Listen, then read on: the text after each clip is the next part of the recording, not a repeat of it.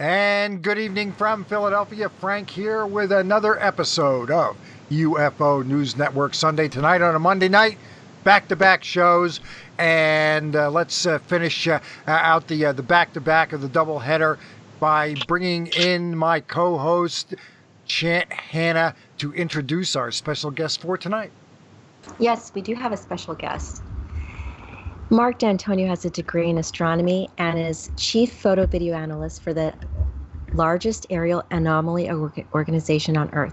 He is the host of SkyTour Radio on KGRA Radio and is the host and creator of SkyTour livestream on YouTube, where people can go to watch live as beautiful deep night sky objects materialize before their eyes in mere seconds, courtesy of very sensitive cameras and the SkyTour Observatory Research Telescopes. Marc is the CEO of FX Models, a model making and visual special effects company specializing in digital physical models and organic special effects in the film industry. He has an extensive work history in the film and television arena, appearing regularly on a number of networks and television shows, including NASA's Unexplained Files on the Discovery Channel and What on Earth on the Science Channel. He is characterized as the voice of science reason, basing his discussions on the science we know with a little bit of speculation on his part. His efforts creating the Aerial Anomaly Detection System, a remote system to detect any advanced propulsion at play in our local universe, with Academy Award winner Douglas Trumbull, will attempt to answer the questions of whether we are alone. If extraterrestrial intelligence has managed to ply the vast gulf between the stars and reach us, then science should be able to tell us so. Such results will back up the stories we so often hear from those we have encountered something strange in our skies. Welcome, Marc. How are you doing? I'm doing great, Chance. Thank you for having me on. You have Marc. Actually... Yeah. We have a really, really long bio of you. Actually, it's like a lot longer than that because you are just so credentialed. You have so much experience in astronomy and more. And, we're just so thankful for you to be on our show. And I also wanted to ask you, can you just share a little bit about the USO, the Unidentified Submerged Object sighting aboard the U.S. Navy vessel while you were doing engineer work for the Navy? Can you just share a little bit about that? Yeah, it was actually several decades ago, actually. But you see, that's actually an important piece of information because back then there were actually programs in place to apparently, as I discovered, track these unknowns that don't just occur in our skies, but occur underwater as well. And we've heard of these before. They, as you said, they're unknown submerged objects, USOs. And I'm a big UFO type hunting guy, and I also, as an astronomer, my specialty that I've made in my specialty is exoplanets, planets around other stars. The reason I do that is because of my conviction that there's more life out there than anyone, really tries to figure out. Actually tries to admit to, and they may have made it here. And when people say, "Well, how would they ever notice us with all these many stars and all these many planets?" Well, they would be here because of the oxygen in our atmosphere, and we'll talk about that later, maybe if you want to get into that. But suffice it to say that I think they are here. And when it was actually a submarine that I was at sea on for a bit of time. Thank you to the Navy. They said, job well done on certain projects. And then I was able to negotiate a little ride. And little did I know, this ride was going to be unbelievably productive when it comes to unknown objects. And there was only one, and it was very, very quick. It was there and it was gone. But the fact was that I got seasick. And so it was sort of the most fun I had ever getting seasick, being aboard a sub. And the reason I got sick was because the sub was on the surface for a good deal of the time. And then when it finally submerged, then it feels like everyone listening to the show and you feel right now. You can't really detect any motion at all, except when it turns. When it turns, there's a really weird feeling you get. They bank in the turns. It's really kind of interesting. And that's the only reason you're on something that's actually moving. But the point is, when I was seasick, I went over into the sonar area called the sonar shack on the boat, and I sat down in one of the empty sonar chairs with the permission, of course, of the sonar. I call him a sonar kid. It was a technician that was sitting, a sonar tech sitting at the console. It was next to him, and I just watched as he was looking at the sonar and doing his thing. Passive sonar, not sending out ping noises, but just listening to what's going on. And I was zoning out. And as I was zoning out because I was seasick and I was trying to just deep breathe, get my stomach back to some level of, being able to enjoy this little cruise. And all of a sudden, I'm awakened by him calling the con, the command area, and saying that there's something on the sonar, and he called it a fast mover. That's how he characterized it. And I was jolted kind of out of a semi-trance state a little bit because I was relaxing, thinking, oh, great, I'm going to be killed out here. What is this, a torpedo? Well, somebody shot at us? What's going on? And I'm thinking, I went for a ride, I'm going to die. I was like, oh, man. Well, it turned out that when I was sitting in that chair, the executive officer comes around and looks down at the kid, says, what do you got? And the kid showed him, and submarines are loud inside, and I say this often to make sure that people understand. They're quiet. Yes, they're the quietest things in the ocean. The American submarines are the quietest boats in the entire ocean. But they're quiet on the outside. On the inside, it's a different story. You hear all kinds of noises and high-pressure air. You hear people talking. You hear motion. You hear people walking. And this is something that the submarines are known for. The sound just doesn't get out, and that's the pride of the Navy. So I'm sitting there and I'm kind of leaning on the edge of my seat. I've actually got my butt on the very corner of the seat next to the sonar guy, kind of stretching and making it look like something you do every day to overhear the conversation. I really probably looked really odd. And I did not hear the bearing. I did not hear the range, the bearing, the angle off the boat from that the object was traveling. I didn't hear the range that the kid said. He did give him a range. But I did hear the speed. He said the speed was several hundred knots. Now, I'm sitting there thinking, there's nothing that we have on Earth that goes several hundred knots. Could you convert that into miles an hour for the folks at home? Yeah, well, a knot, okay, if you look at a knot, let's see, it's, I get confused sometimes myself. It's a unit of speed. It's equal to, let's see, knot, 1 nautical mile per hour. I think it's 1.15 miles per hour. So it's roughly, okay. So let's since you got a kind of a wide range, let's just a ballpark, several hundred miles an hour is really what the guy's saying. That's correct. Several hundred knots is equivalent to several hundred plus miles an hour. It's 1.15 miles per hour. So, and this is underwater, not skimming along like a hydroplane or a speedboat skimming along on top of the water. Correct. What can a fast speedboat do on top? Maybe 180, 200, maybe, I'm guessing? Maybe those deep V's might go that fast, and I don't even know if they go that fast. Okay. I think it's actually slower than that, but I could be wrong. But those are really special circuits, and this is in the middle of out in the Atlantic Ocean. Okay, so there's really nothing that we have that goes that fast, and this was not a surface ship. Those are clear and distinct from underwater targets, and certainly not an aerial target. You can hear aerial targets sometimes, but you can't, you can't mix those up. You won't mix up a submerged target with a surface or an aerial target. So, not if you're a good sonar man. And so this object was moving several hundred knots faster than anything we have on Earth. And the kid was just sort of like, he's never seen anything like this. You could tell I saw him from the side, his profile, because he was looking at the XO, the executive officer, who was leaning over and looking at him. I was kind of leaning a little bit back to the left to make it look like I wasn't listening.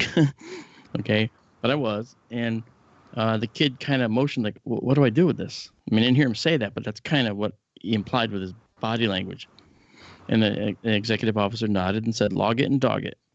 And I heard the kid say, sir, yes, sir. And that was the end of that. And I got up out of my chair. Seasickness was a forgotten problem now. I was totally energized with adrenaline at that point. I said, I'm not going to puke on this guy's shoes. I am heading for this guy. I talked to him. So here I am. He's already had enough going on for his day. He doesn't need you, getting sick on him. I know. and I'm this big shot, you see. Because I was asked to go on a sub, and they said, oh, yeah, you can go out for a ride. Wow, that must be a big shot, right? Right, big Navy guy. Doing all this special work for the Navy. Oh, I'm a big shot now. So I walk up to the XO, Mr. Big Shot here that I am. And I say to the XO, I'm familiar with these fast movers. Is there anything I can help you with? And he says, Mr. Dantonio, are you having a good trip? Yes, sir, I am. He goes, let's keep it that way. And I kind of just imagine me going from like 5'10" tall down to like 3'2" and slinking off into the corner. So that's when I learned that it doesn't matter what you are capable of doing work-wise for the Navy or what your level of, say, clearance is or whatever. If they don't want you to know, they don't have to tell you. And I ran smack dab into that. And that was the first time I ever ran into that. I was very energized by this. So a few years later, I never forgot this. I mean, I came back from that trip like, wow, I cannot believe this. Now, you were already into the UFOs a little bit at this point, though. I was. And that's the thing. I was a member of the Mutual UFO Network, for which, Chant, as you said, I'm the chief photo and video analyst. I was a member of that in, oh boy, this is going to really date me, 1971. I joined in 1971. I was 11. And when I got my first MUFON, UFO report, I think it was for the Midwest UFO Network at that point, because that's what it was titled. And it was a ditto-paged, purple inked, printed and copied or printed off form or whatever it was, ditto paper, stapled pages. And the first thing you do with them, you pull out of the envelope, is just smell it. Oh, that ink smells so cool. And Chant, you don't remember that, but I'm sure Frank does. Oh yeah, I remember. I was 11 in 71 as well. So. All right, there we go. Yeah. So the bottom line was, I've been in it since 71, and I was a field investigator, starting off for many, many, many, decades. And then in 2008, the MUFON director appointed me as the chief photo and video analyst, which I did a job because I wanted to do the job. It was great. Still is. And so I knew something about UFOs, yes. And if you don't mind, if I can jump in here real quick, Mark. Sure. Back in 71, what got you interested in the UFOs? Because I first got interested in 73 when there was the big flap, the Pascagoula case. We just had Calvin Parker on recently, so that was a real thrill for me. But that came a couple years afterwards. I don't remember too much about the UFOs before that. So what got you into it all? I met Calvin, down in Ozark. Was that April? I met Calvin earlier this year, yeah. Yeah, it was a great guy. And funny guy too. I mean, he just very down to earth, just says it like it is, And we could all take a lesson from that humility that he shows, And I really respect him. That case was a big deal in its day. It was, But what got me interested was that I was 9. All right. And I had just gotten out of the hospital after having major surgery. I couldn't do anything. I had to just relax and sit. I had to go to different school where I didn't have to climb stairs. So as a gift, the chief of the fire department in my hometown gave my parents the money to buy me a telescope. Because they said, what do you want? I said, a telescope. Now, as a 9-year-old, I was thinking, hey, I can look in windows. Okay. Right. But it was actually an eye-opener, because when I pointed up at the sky, I started looking at the stars and the many clusters and how many more stars are visible when you looked at it through a telescope. Sure. It's like, wow, this is incredible. And I realized right at age 9, I knew then and there, I'm going to be an astronomer when I grow up. And I followed through. Everything I did from that point forward, no lie, was like an obsessive. I'm not OCD in any way, but that was an OCD thing. And I became an astronomer. I got my degree in it. And I feel that astronomy is probably the one science where you have to learn a lot about the Earth, so Earth science. You have to learn about space. You have to learn about physics of how it all works. There's so many other sciences that make up astronomy. So I decided to just go for that whole nut, and boy, it made me a nut doing it. But that's at age 9. I looked up there and I looked in the sky and said, "Wow!" Here's what it was: all these stars that I'm learning about that I see up there. I can't believe that the Earth is the only place where there's life. Why? I mean, I knew at age 9 because I was a voracious reader. I'd get on my bike almost every day, drive my bike down to the library, bring back the books I had, and take out more on astronomy. Every book they had there, I knew. Probably I could actually tell you where in the book approximately certain topics were. And I would take out the same books over and over sometimes to read more sections. And I hated that I had to bring them back in like 3 weeks. Like, what? 3 weeks? Come on. You know? So at age 9, I looked up in the sky and said, there's got to be more than this. There has to be life elsewhere. And so, of course, we heard about UFOs. We saw really bad science fiction shows. It was really bad, but it was all we had. And I decided I was going to go and be an astronomer, and I was going to learn about life on other worlds. And I tell you a funny story. When I was getting my degree, I went into the chairman of my department, and I said to him, Art, I think that his name was Art. I said, I think that there's life in the universe beyond the Earth, big time. I think there's many other civilizations out there. And he says, well, Mr. Dantonio, what do you base this on? And I said, well, look around. I base it on our planet. You know, we're carbon-based life. Carbon is like the one of the more abundant elements in the universe. It can bond with the most things on planet Earth, that we know of. It's the most versatile atom, and it's the progenitor of all the life on Earth. I said, why would this not be done elsewhere? Why should we be special? No, at that point, I didn't say other things I was thinking, which was that everything on Earth is bilaterally symmetric. That is, symmetric from the left and the right. We have 2 eyes, we have 2 nostrils, we have, we have other things that are symmetric on the outside. The way we interact with our environment is all through a symmetric interaction, a symmetric body. Okay, starfish are symmetric. They show pentamerism, which is a 5-sided, pentamerism. But as larvae, when they're young, they're actually bilaterally symmetric, and they become pentameristic animals later. So, which is kind of interesting. They go from this symmetry to the left and right to this 5-sided symmetry that we see. Really, really wonderful stuff. And flowers, radial symmetry of all kinds. I mean, really impressive stuff. And every life form on the planet has that. And I said to him, without going down the symmetry path, I said, because the carbon is so prevalent, why is it that it's so hard to believe that there's other life forms out there based on carbon? And he looked at me and he kind of just said nothing for a minute. And he had this little look on his face like he was bored. And he goes, Mr. Dantonio, get back to the observatory and get back on your research project. Leave Captain Kirk to us. And you know what?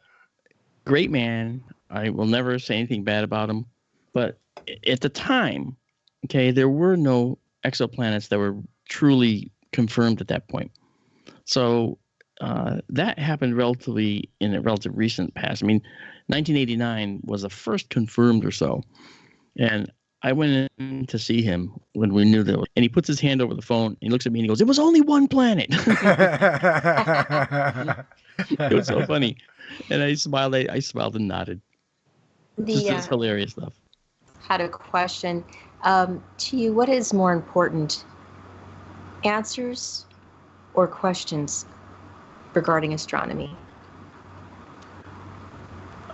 That is actually a very good question, because one actually begets the other. I mean, yeah, that's a lot of times that's what you discover. You discover more questions. You don't discover the answer. You discover more questions. And that's fair. That's a fair question. I will say this. I will say that I believe that when you look at the world of astronomy, one of the things you discover is that most of the questions you pose are based on a curiosity that is unique to the animals on this planet, not just humans. Dogs show curiosity. Other animals show curiosity. The octopus is probably the most intelligent animal in the ocean, and it shows curiosity. It's always feeling and touching things to survey situations.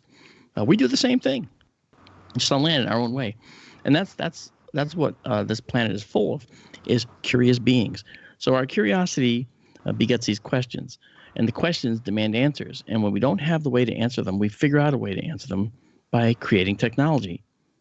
Nothing in astronomy we can touch. We can't touch the stars. We can't sample the interstellar medium that is the in between the stars. We can only see the light coming from these places and the effects on light caused by these places.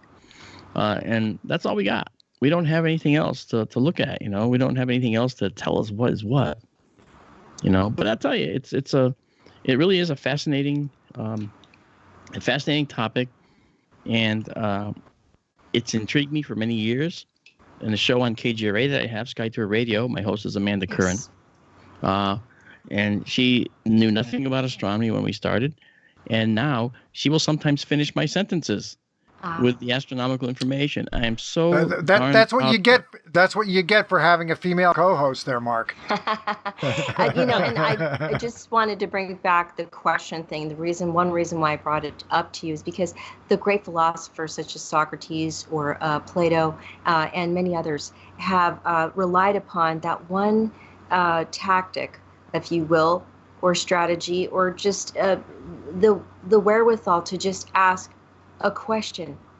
Because if we don't have the ability to ask a question, we don't have the ability to think or intellectualize or wonder about stuff. And so out of that, philosophy was born, and many other sciences were helped along with the ability to question. So I know it's got, there's a lot of, I guess there's gravitas to it. It's really, really important to be able to do that. And I'm sure that's what you do all the time.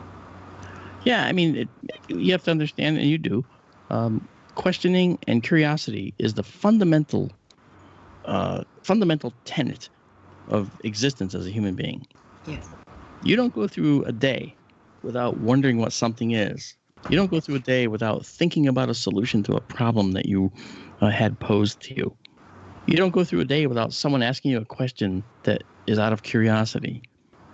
I mean, it's so built in that we don't even realize just how much our world is overtaken by the curiosity that we have about it. You're right. And I also wanted to bring up something that you had already brought up, which is very important. That is your show, SkyTour Radio, airs live every Sunday, 8 p.m. Eastern Standard Time. And it explores the universe in a down-to-earth manner, explaining the science that we know, as you say, in fun and bite-sized terms. And science is for everyone, and people shouldn't require an advanced degree to understand as long as it is delivered in an easy-to-follow way. I'm reading a little bit about your show here. From black holes to extraterrestrial life, we will explore the universe like never before. Join us to check out such things as how stars form, how they live, how our fate is intertwined with theirs. On the extraterrestrial life front, we will be speaking to the UFO and science arena's top researchers and bring ufology into the 21st century. What does all that mean? I read that. That's from your show. Yeah. What is it you're conveying to your listeners there for the whole world to understand about your wonderful SkyTour radio show? Well, SkyTour Radio is coupled with SkyTour Livestream. Now, but SkyTour Radio is a radio show that KGRA, the owners of KGRA came to me and asked me if I would be wanted to do a radio show, actually. I didn't come to them. They actually said, hey, you're an astronomer. You do a lot of talks around the country. Would you like to do a radio show? We think you'd be great. And I said, well, KGRA is a paranormal radio station. I'm a science guy. And they said, yeah, we think it's going to work. Well, it has. I mean, we've consistently been number 4 in our time slot. And that's, that's ratings that are across the board. It's like, wow. And we reach approximately 3 million people every month. Wow. And we're like so humbled by the fact that we're doing an hour show to begin with. And then they asked us to go to 2 hours. They said, but, they really want more. Can you do another hour? So I was like, wow, really? Oh, okay. So we do a 2-hour show every Sunday from 8 to 10. Yeah. And what do I mean by the things that were said in that?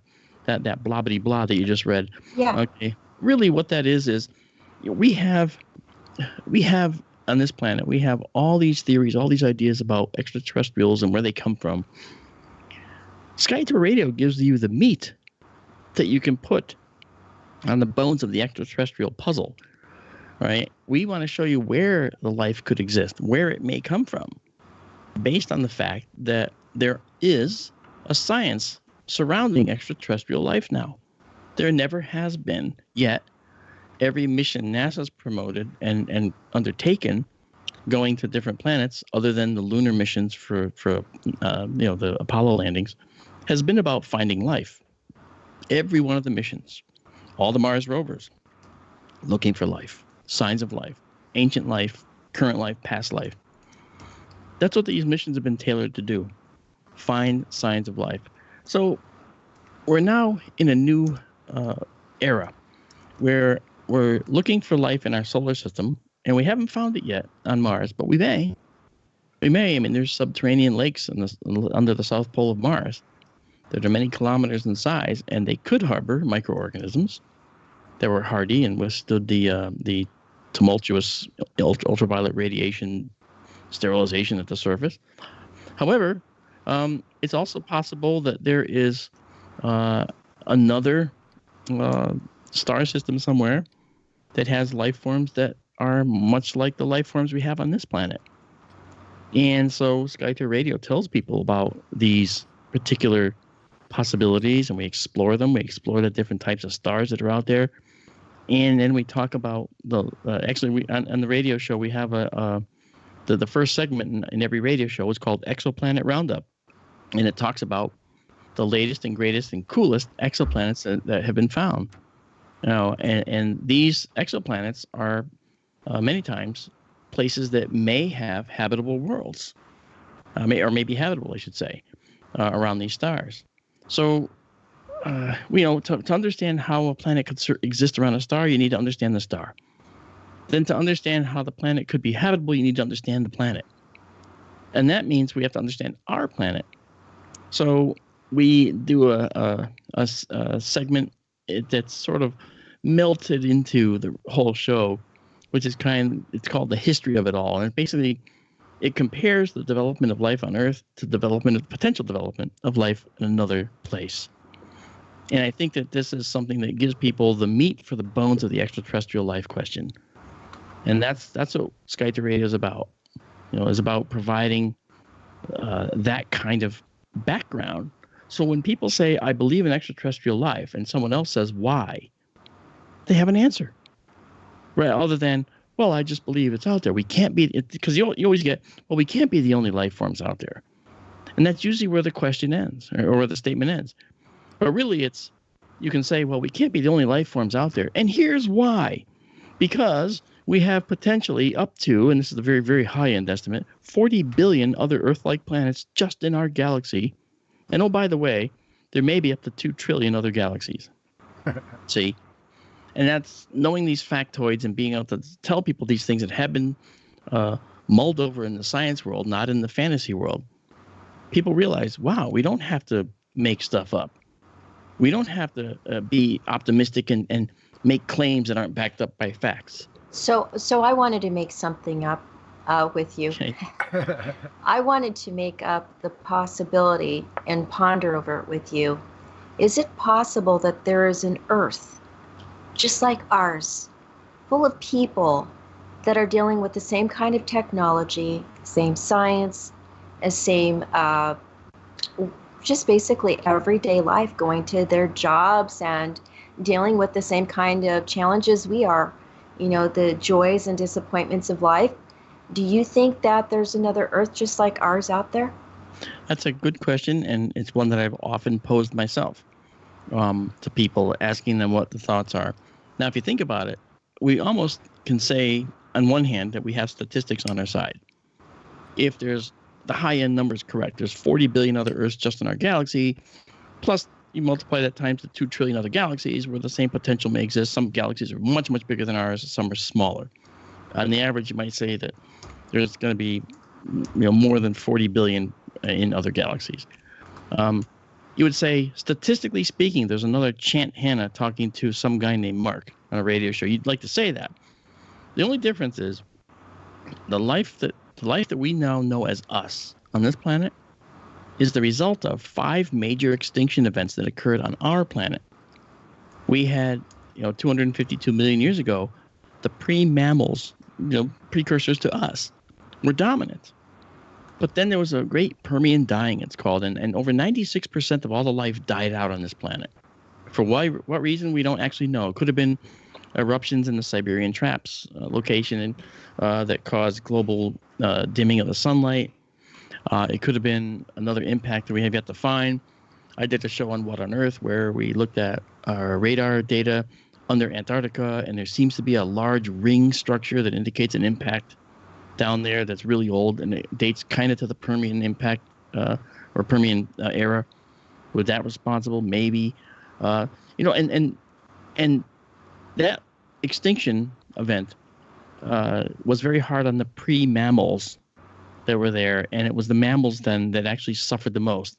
So they actually retreated and went into hiding, and some died out.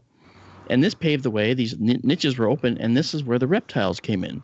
And from there to the Jurassic Age, we had the age of the dinosaurs, the age of the reptiles. And then we had another impact event. There were 4 others that happened kind of in throughout there, or 3 others. And then 65 million years ago, we had another impact off of the Yucatan Peninsula called the Chicxulub impact. It's also known as the Cretaceous Paleogene impact. You've heard it as the KT boundary event, if you've ever heard of this. And that was the one that killed off the dinosaurs, and they died over a period of time for the same reasons that the mammals died back in the Permian. Either the sunlight was extinguished for some reason, and the photosynthetic creatures that turn light into energy and food and sugars that other animals like to eat was diminished. And all those empty niches were filled by the mammals, and thus we came out of the shadows once again. So I think, based on the templates that we see on this planet, I think that bilateral symmetry, as I mentioned, the left and right sameness, is a template the universe provides based on the DNA and how it replicates and recombines. And not only that, with the replication of DNA, we also have the fact that animals that are mammals seem to have been dominant in the Permian period. They were knocked out for a little while and then came back to dominance, which makes me think maybe the mammalian form is a form that is a template for that the universe provides as well. And maybe the mammalian form is what might be, on average, a dominant form on a planet. Now, I'm basing that only on our planet. So you really, you can't make that. You can't say that's 100% true. But there's a record in the fossil record of mammals coming back into the fold and coming back into dominance, and that's the only reason they say it. So the creatures that would be elsewhere might be somewhat like mammals, perhaps, but they're not necessarily going to have skin like ours. They're not necessarily going to walk around going to jobs like we are. They're going to have a different world entirely, most likely, and it's going to depend on several things. It's going to depend on the size of their planet. Not every planet is the size of ours. It's going to depend on the atmosphere of the planet. It's going to depend on how far away that planet is from the sun. If it's in the habitable zone, if it's a little bit too close, a little bit closer, I should say, then it'll be a warmer planet. So they would develop differently than we did. If it's a little further away, but not out of the habitable zone, again, cooler, they would develop differently. Their skin might be different. They might have hair. They might be protected from the cold, different than we are. There's tidal locking with some of these planets too, that they don't actually rotate. So you've got a hot side and a cool side on a lot of these planets we've discovered as well. That's correct. In fact, most of the planets that we know about are around these stars that have these planets that have the same side always facing their star, like the moon always faces the same direction as it goes around our planet. And that tidal locking is the result of the gravitational interaction between the planet and the star. And the reason it happens is because these planets are around the star that's literally hundreds of times less bright than our sun in some cases, and smaller than our sun by a huge amount. So that means just a little bit larger than the planet Jupiter even. And it means that the planets are going to be much, much closer. And the star, like you were showing it in the stream, you were actually showing an image of the TRAPPIST-1 system, which is a system that has 7 planets. They're all closer to the star than the planet Mercury is to the sun. But the star is just a fraction of the luminous output of our sun. So that star, TRAPPIST-1, is a star that has planets very close to it, and 3 of those planets are in the star's habitable zone. That's how small that star is, and it makes more sense to talk about Jupiter and its moons than talking about the sun and its planets when you talk about TRAPPIST-1. See? So we see this variety in the universe. It's all new stuff, you know. And those stars that are small and red like that are called M stars. And don't confuse that with the M-class planets of Star Trek, Captain. Okay? It's actually the M star is red and cool, and you know, the temperature is only a few thousand degrees on the surface. The sun has about a 10,000 degree temperature on the surface. That's all Fahrenheit. And when you look at these little tiny stars, because the planets are so close, the bulk of the planets are going to be tidally locked.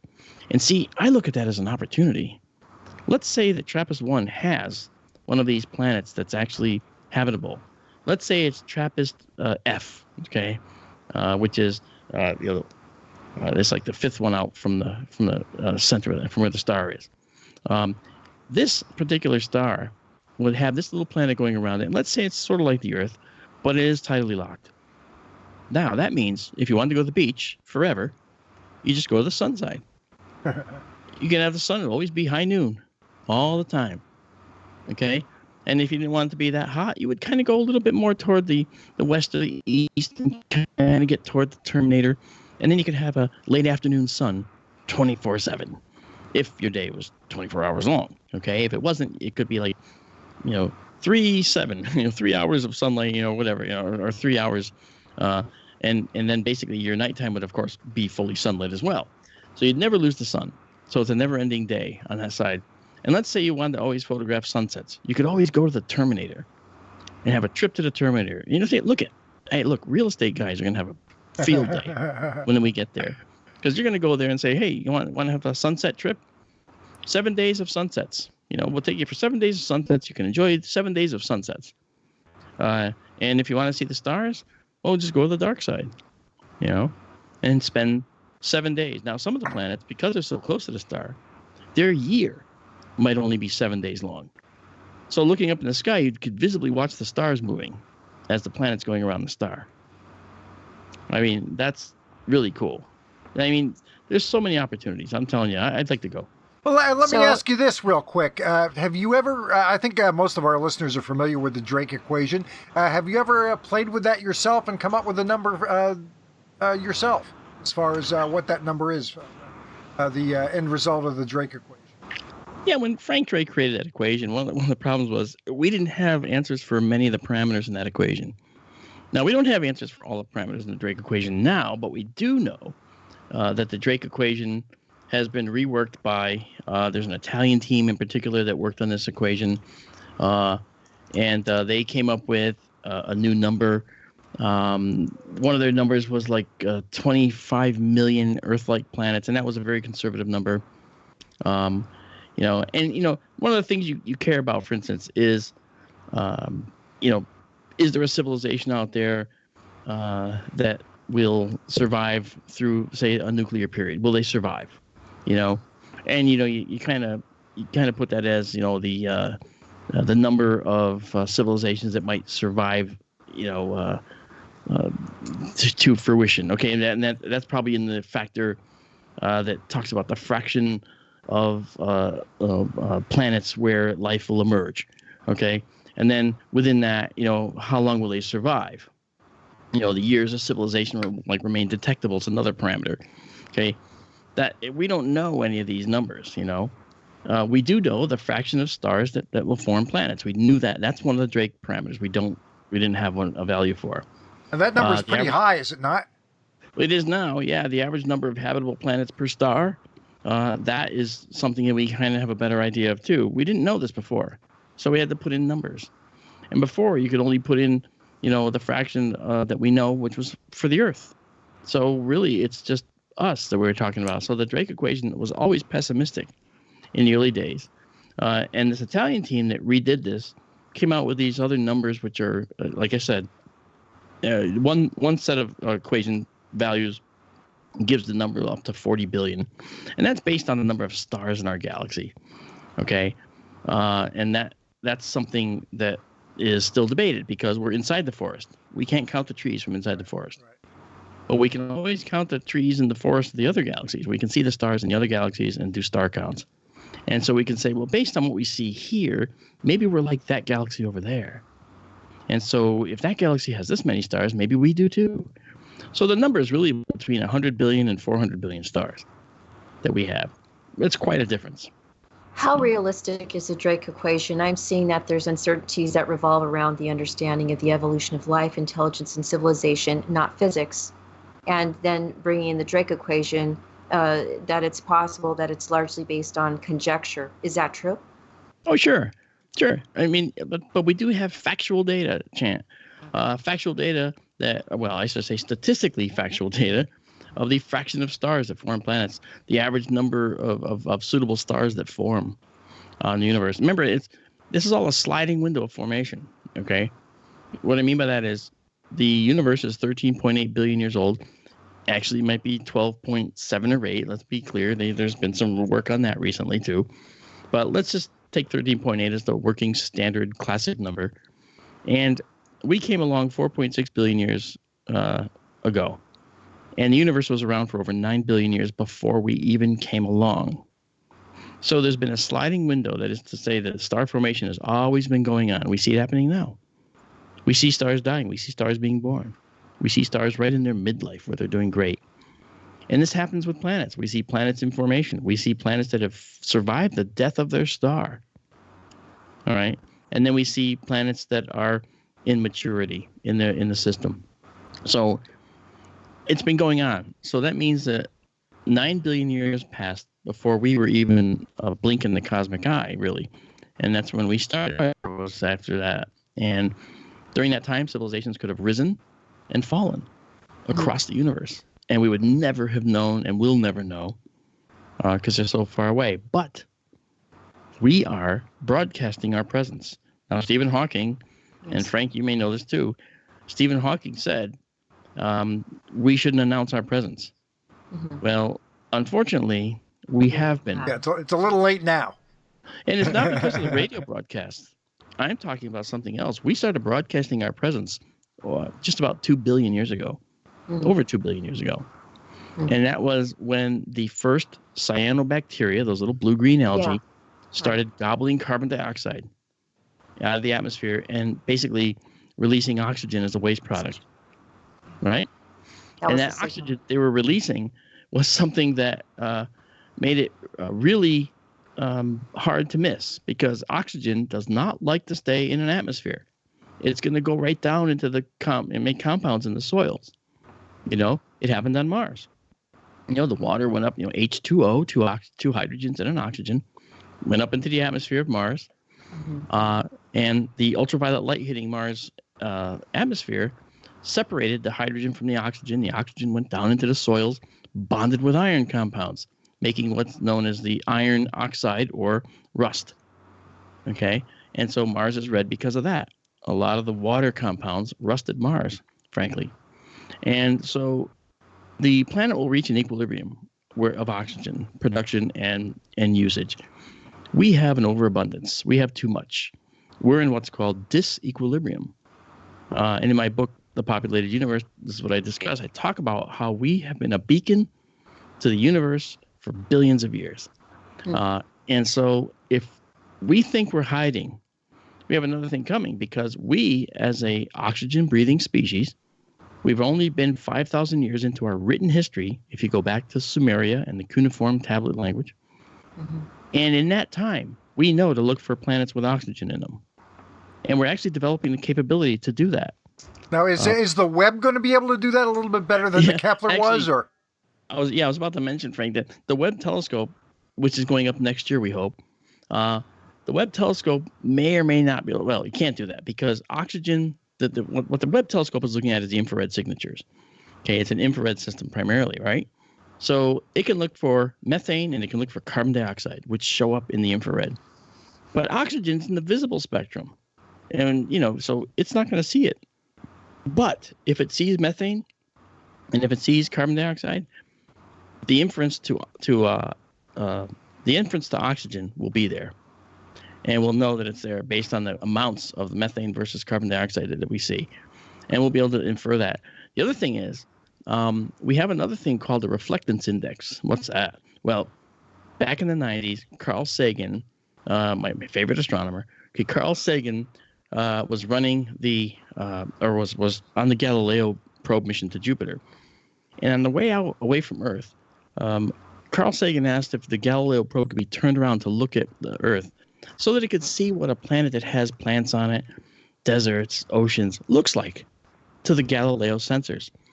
And they began building a database by doing that, right? And that database allowed us to see what the reflectance looks like from a desert, what the reflectance looks like from an Amazon rainforest, what it looks like from a plains, what it looks like from a desert or ocean rather. And so what this did was give us the beginnings of a database, rudimentary at best, but still a database that we can apply when we look at these distant exoplanets. And the Webb telescope will help us with this. And so we'll be able to look at a planet and probably be able to determine if there's photosynthetic life there based on this reflectance. It's a new era, guys, and Carl Sagan would just love to see what's happened to his pale blue dot. Now, once you find one that reaches those parameters, then is it not because they download reams and reams of data from these space telescopes? Oh, they do. Once you find one, doesn't it make it a lot easier to find others once you find that first one? Because you've got the parameters more or less set. It makes it easier to hunt for them. I keep seeing stories where they just found this new batch. I think it was 12.5. It was in the data. They hadn't found it. Somebody looked at it in a different way. They found a whole bunch of new exoplanets, 12.5 or so, if I recall correctly. Yeah. So fact, won't that work? Amateurs are finding too. Sure they are. Sure they are. Yeah, planethunters.org. You can go there yourself and start participating and looking at data and helping to reduce the data and look for possible exoplanet signatures.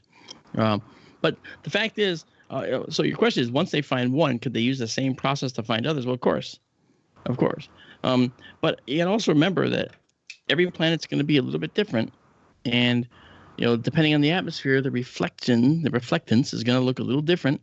So there's got to be some tuning of this process. But the bottom line is, since we've been a beacon for over 2 billion years to the universe, it means that the oxygen signal that's in our atmosphere has been seen by other civilizations. It only took us, like I said, 5,000 years to figure that out. Okay, and 5,000 years of development in technology. Certainly, other civilizations that have existed for 100,000 years that's old news. That's their ancient history, figuring out whether there's oxygen and looking at other planets and figuring out where there's possible habitation. So they're able to do that based on what the atmosphere looks like, for sure. They can see industrial pollutants if they've been through that phase. If they created a database, which is something that all creatures at some level do. Certain creatures have this instinctive database to know what a threat is and what isn't a threat.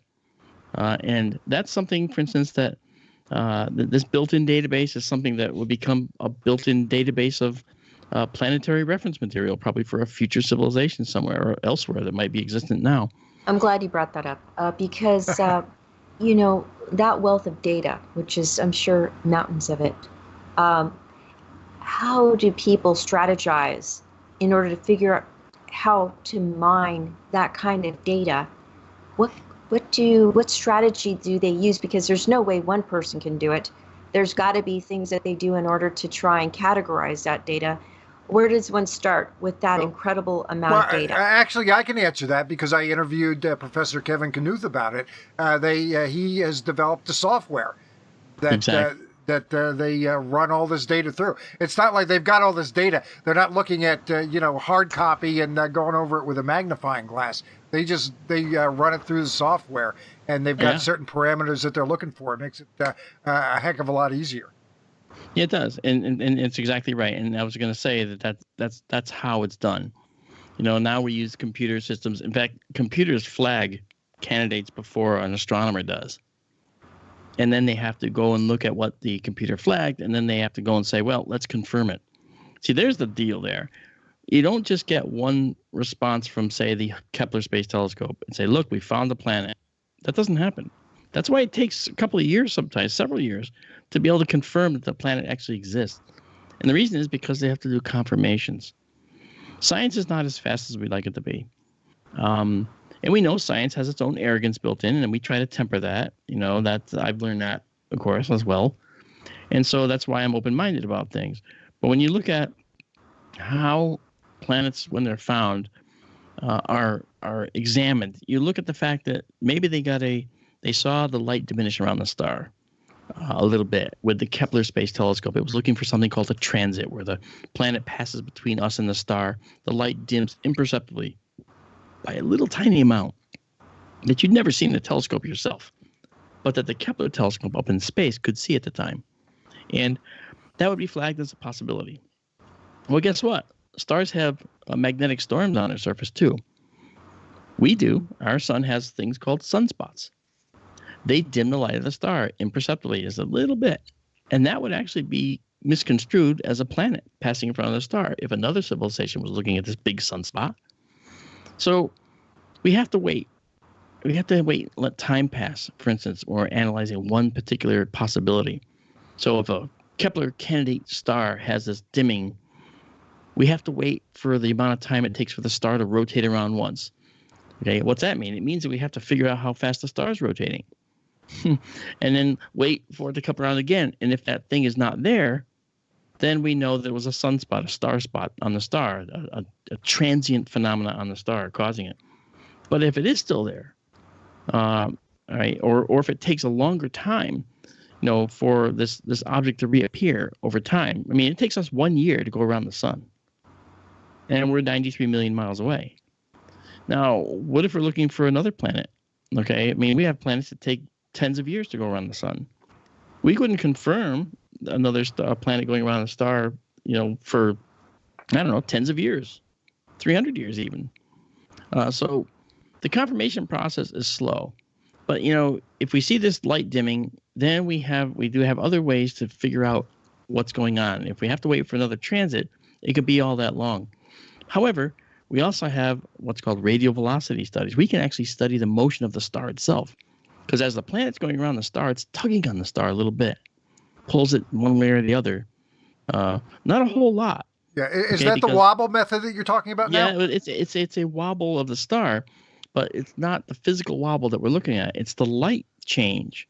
Because when light comes, when an object that's emitting light comes toward you, the light is shifted toward the bluer end of the spectrum, higher energy. When it goes away from you, it's shifted toward the red end. That's called blue shift and red shift. Chant knows.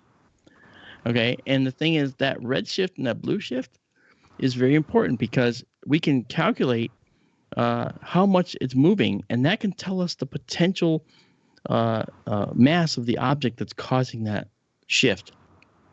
And if that correlates exactly with the transit that occurred where the light dims a little bit, that's a confirmation that we have a planet.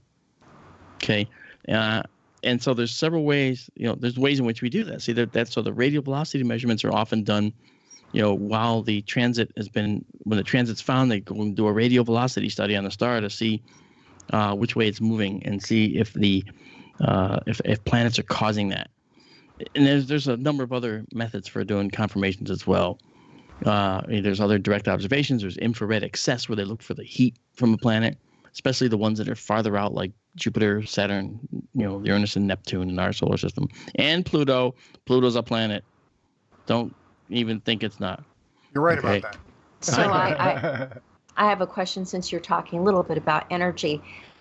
The technological level of a civilization that can harness all the energy that falls upon the planet from its parent star. Yes. Wanted to ask you, is it possible for our civilization, our worldwide civilization, to harness energy from the universe to use here locally on planet Earth, and not just use the sun, as its sole source, but use any other energy that we're not currently using. Is that a wild idea, or is that rational? Is that possible? Well, I mean, I think that the sun is probably the best provider of the energy Okay. in our local area. Yeah. But look, I mean, I designed Gulf Stream windmills. You could put a windmill in the Gulf Stream, and it would sit there and slowly turn and develop a huge amount of torque, so to speak, on a motor that could actually provide a lot of electricity. And whales wouldn't be bothered by it, or any sea life, because they'd move so slowly. A submarine could go right through it, and it'd be like fabric veins that wouldn't even, deform and get ruined by a sub passing through. They would just deform around the sub and then come back to normal after the sub passed through, if it didn't get tangled, But the fact of the matter is, we have wave energy, we have wind energy, we have solar energy, and we also have the sun itself to take radiative energy from the sun, unlike solar panels, and convert, say, the energy from the sun into, say, microwaves to beam it back to the Earth from orbiting satellites that are around the sun. And those satellites could then beam this microwave energy to the Earth, which could be captured and stored. And then we'd be using more of the energy from the sun. Now, you've Freeman Dyson, and you're probably familiar with what's called the Dyson sphere. Yep. He suggested that a civilization of merit might actually be able to build an entire spherical construct around their star, trapping the star's energy entirely within the sphere, capturing the energy on the inside of the surface of the sphere, and thus they have 100% of the energy from their star that they can capture. That was actually suggested very on regarding Tabby's star not too long ago. Yeah, that's actually where I'm going. Okay. And no, it's okay. No, it's good. That's synergy here. This is good. When you go ahead. No, that's okay. But I was going to just say that this concept of putting a gigantic sphere around the star is really impractical, even probably for an advanced civilization, because material strength, based on what we know about the periodic table, material strength is not going to be able to withstand the forces on it to be able to create such a gigantic construct. So what's it mean? And first of all, we don't know that there's that much material available in a solar system to do that. They would certainly have to borrow it from other places. They certainly can't build a sphere around their star based on having materials just from their planet. They'd have to probably use every planet they have in their solar system, and then some, and many more planets elsewhere to generate the materials. But that said, the better way is to create not a Dyson sphere, but a Dyson swarm. And a Dyson swarm is like thousands, millions of satellites going around the star in these heliocentric orbits around the star, and they would capture the energy from the star and then beam it to the planet. So you could have millions of satellites beaming energy, probably in microwaves, back to the planet and being captured by microwave collectors in orbit, storing it and transporting it to the ground. And now the civilization there would be in a much better shape, much better condition, and energy would be basically free for that civilization. And a lot has to happen for something like that to happen. That is a choice that's made by an entire civilization. It's nothing that a country can undertake. Okay. Now, with Tabby's star, Tabitha Boyajian found that this planet, or the star rather, the starlight around this planet, the starlight was dimming, and they saw this in the Kepler data. But then they discovered that the star has been erratically dimming for over 100 years. And they were thinking, wow, what is it? Is it a swarm of comets? Is it an interstellar dust cloud? And then, of course, someone said, is it a Dyson swarm being constructed around the star? And little by little, the light is being diminished. Well, I'd like to say that that's true. The only problem is it's not a steady diminishment, a steady diminishing of the light. It's actually kind of erratic, much more like a cloud getting in the way. Although Tabitha Boyajian is a wonderful astronomer, and I really respect her, I do think that as a woman in science, she was very brave to come out and suggest that this could also be a civilization creating this. I mean, that's a career killer to say that. So I wanted to mention to you, we have a wonderful person with us tonight, and it's a good friend of yours, Alejandro Rojas. Alejandro, yes, he's a good Yeah. friend. Yes, he is a good friend of yours, and he just thinks the world of you, and he and Karen do. And he asked a question. He wanted to know, how close are we to cold fusion? We always say 10 years, right? Oh, well, regular fusion, they always say 10 years. Well, I heard that for 30 years now. So cold fusion may or may not exist. I mean, I know, we need to figure out fusion. I mean, fusion in our sun occurs at 13 million degrees. And at actually 13 million Kelvin, which is a very, very much higher temperature in Fahrenheit. So I want to say to you that when we look at fusion, we're talking about taking the raw material, hydrogen gas in a star, and converting it into helium, basically. And the process is pretty long. There's a bunch of steps that it takes to do that. It's called the proton-proton reaction, or chain. It's not really a chain, but it is that. And so hydrogen is converted into helium in our star. That process requires 13 million Kelvin to do. That is actually the smallest temperature you can have to have fusion. So to make this same process occur on Earth, we would have to do this as well down here. And fusion is just at that temperature, you can imagine. We can't do that for more than a millisecond because the temperatures are so hot that we don't have anything that can contain that temperature. There's no material we have that can contain that. So how would we do it? That's really one of the biggest hurdles. See, is containing the reaction.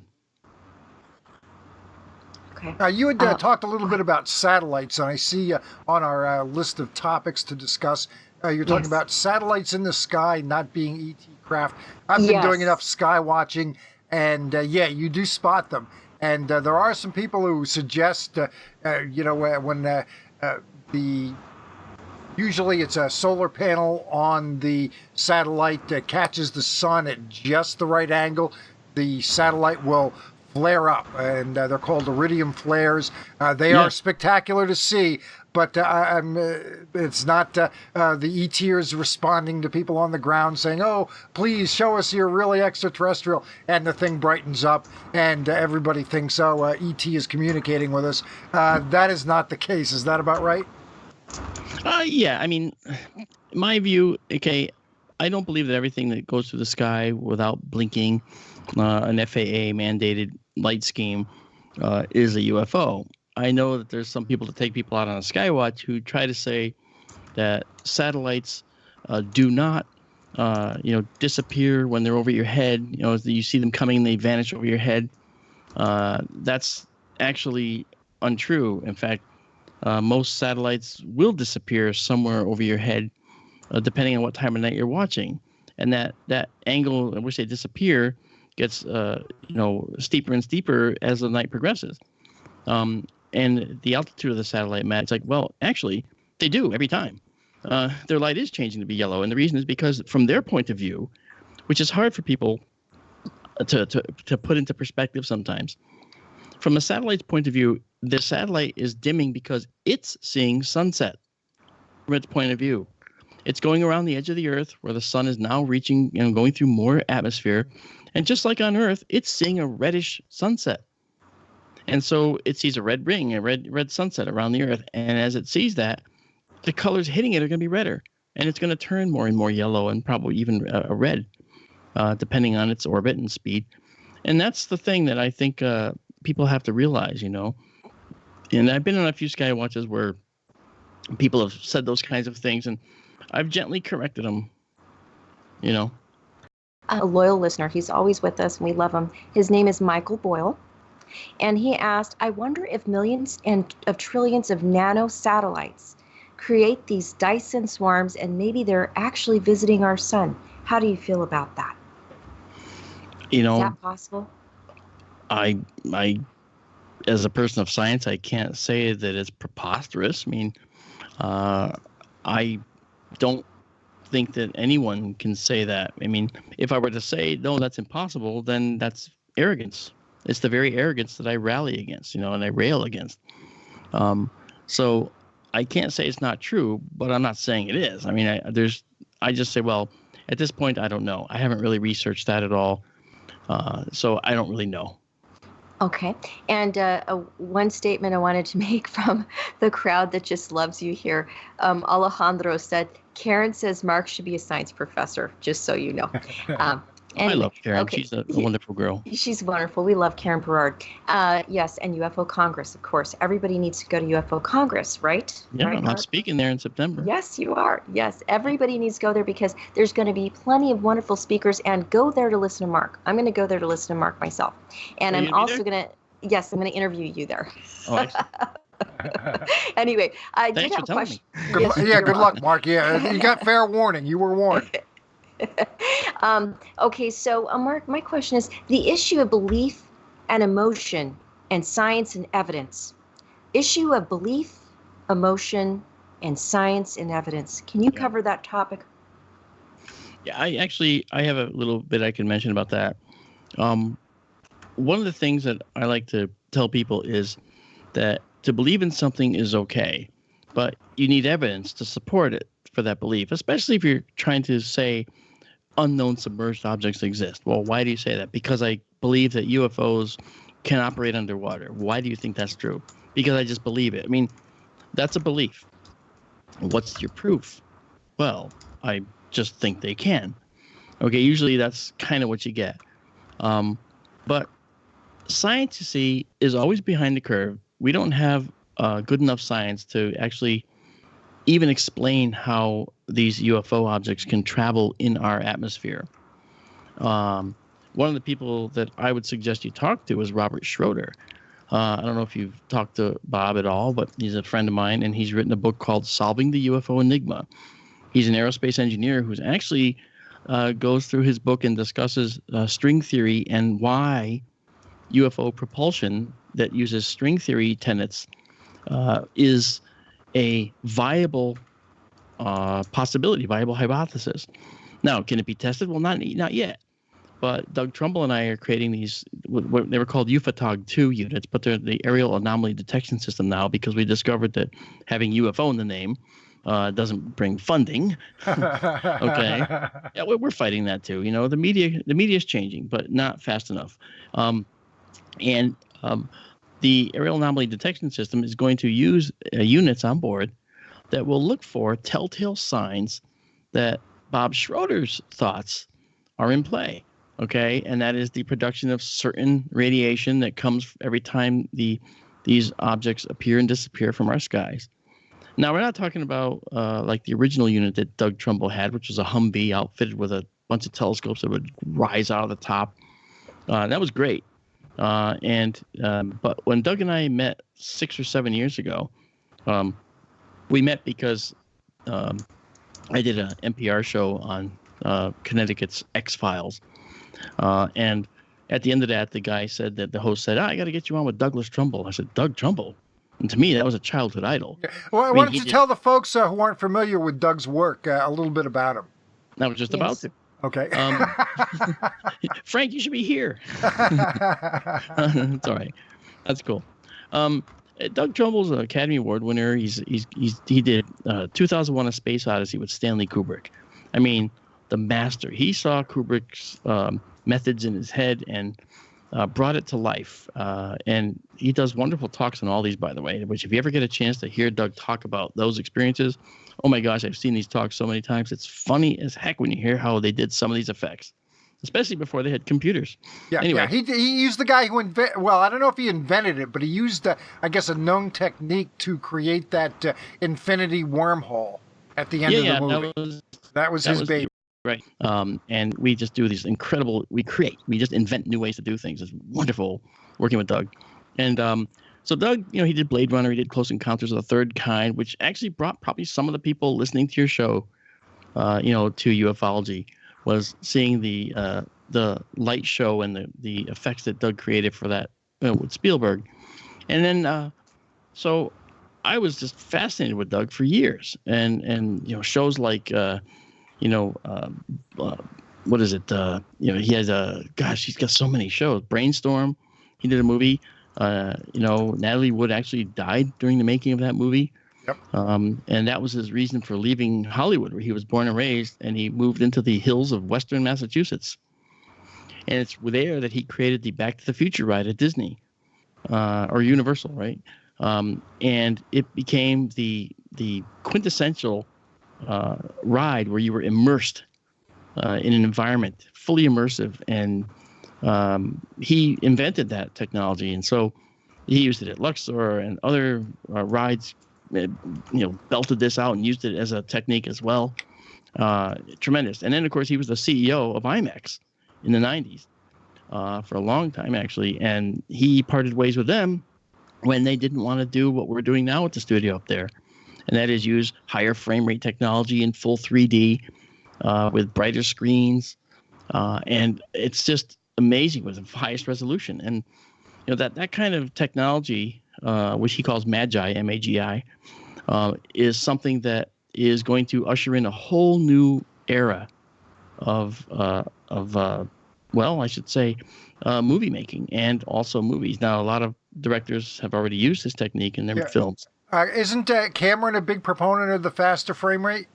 Yes, actually, he's been up there a few times actually at the studio, and Ang Lee was there a few times. I mean, these guys have, there's a lot of people in Hollywood are embracing the technology for all the right reasons. It's just that the movie houses and so forth, when they play the movies, they want to pack in people. They aren't thinking of the technology, so they have to get it right. And it's a slow grind, but you know what? They're going to get it right. And so, being that it's not getting done right, Doug invented these pods, these mobile theaters that you can just take and show it right.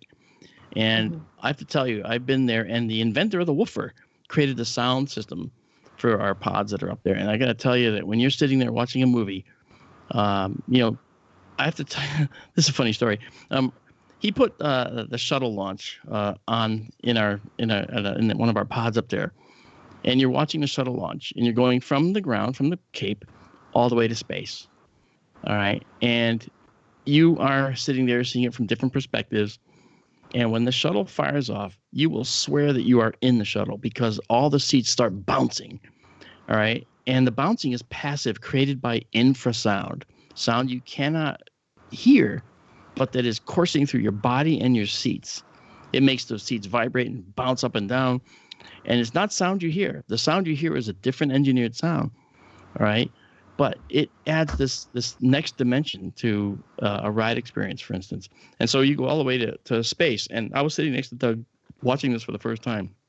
And in the middle of it, I look over at him, and he's looking at me with this funny look because I realized at that point I was screaming like a little girl. Okay, watching this because I was so excited. I was like, ah! And he's looking at me like with this look like, uh-huh.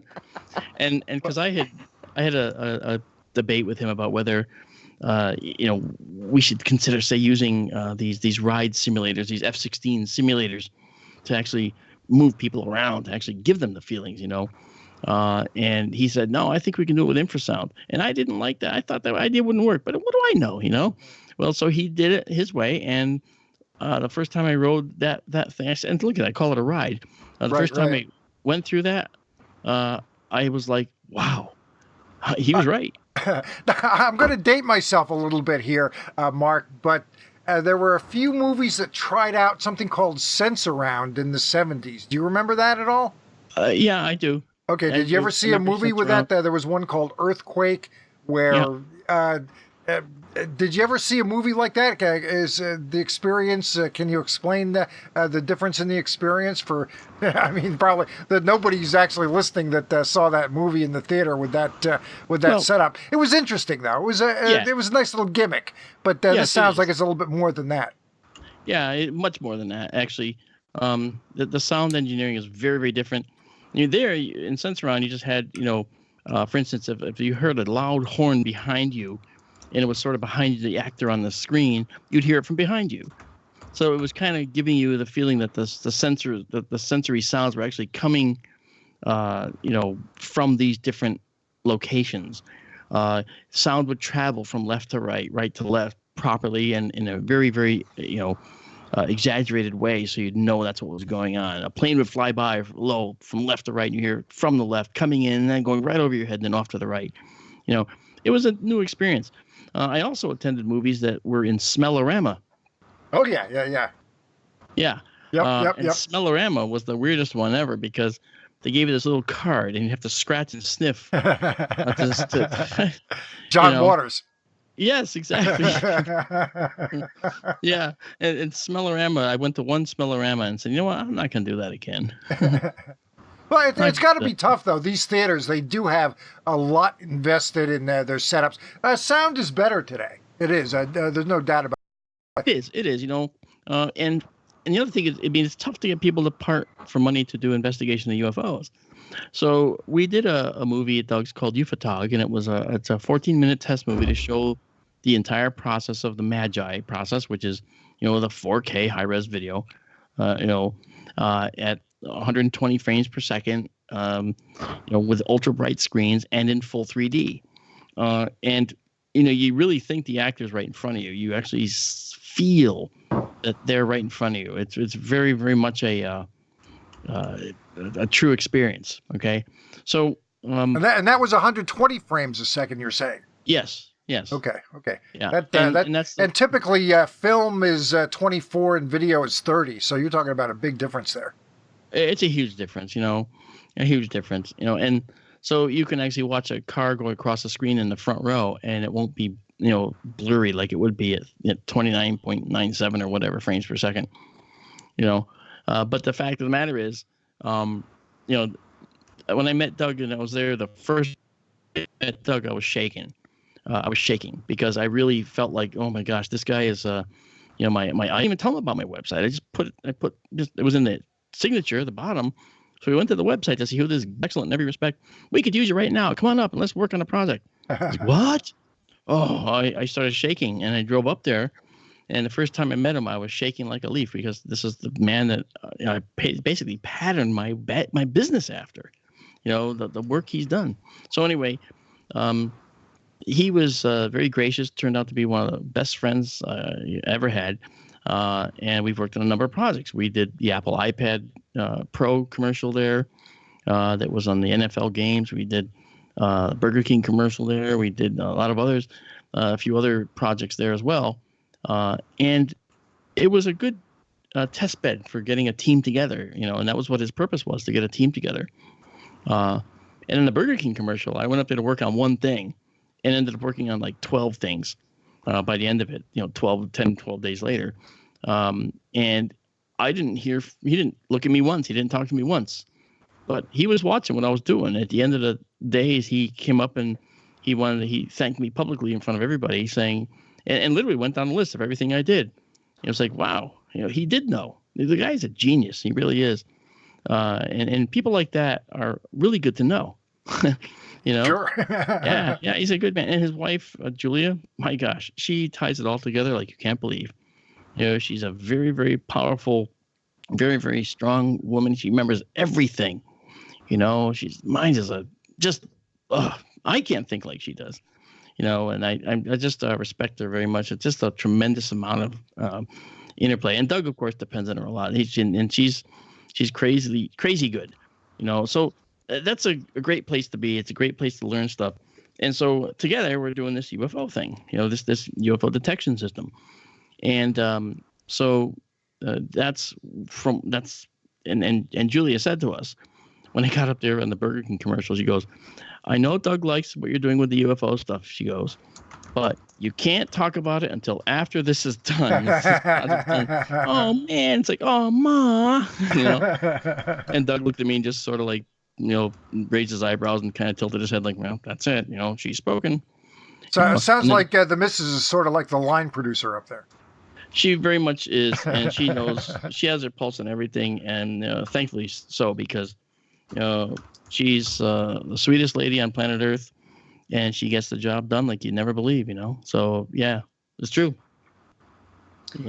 I wanted to ask you a few things. It's going to be kind of a strange question, so I'm going to vacillate between acting pro something and contrarian about it. And then I have a question for you afterwards. Okay. So I'm just going to talk for a while, and then you can just blow me off, or you can actually give me some feedback on what I have to say. Sure. So alien life has existed or does exist. There is no valid and clear evidence for the existence of alien life. It is very likely that extraterrestrial life consists of non-rational viruses, bacterial, or algae, making it difficult to discover. Okay, yeah. The galaxy is so old that other technological species living in it before us should be obvious by now, yet we have no evidence of it.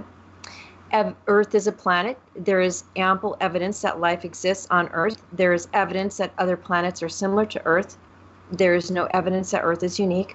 There has not yet been any form of contact with extraterrestrial beings. To move on from the fact that we have been searching for extraterrestrials since time immemorial, and yet we still have no definite proof they exist, or alien civilizations could actively hide for good reasons. These are all things I hear smattered throughout the ufology sphere of Sure. Conversations about these kinds of topics. People go back and forth. They jockey between, oh, there's extraterrestrials out there. Oh, no, there's not. There's no scientific data to correlate or defend that or support it. Oh, yes, there's people saying, yes, there is. There's SETI that's actively looking for communication from extraterrestrial life. I mean, we could go on and on. Can you just talk about all that, whatever perspective you have about any of it? Well, first of all, my perspective is that if we start from a scientific basis, we don't need to speculate so much because there is a number of factual datums out there that we can bring to bear to show people why the existence of an extraterrestrial species other than microbial, say, might very well be a reality. Now, there's a number of cultural belief systems on this planet that may very well be based on an extraterrestrial presence having been here. The Wandjina in Australia, the Kimberley region of Australia, the Wandjina were rumored to come from the sky, live under the water, and have full mastery of the water. That's the Wandjina myth. Valcamonica, Italy, there's the helmeted warriors in pictographs in a cave.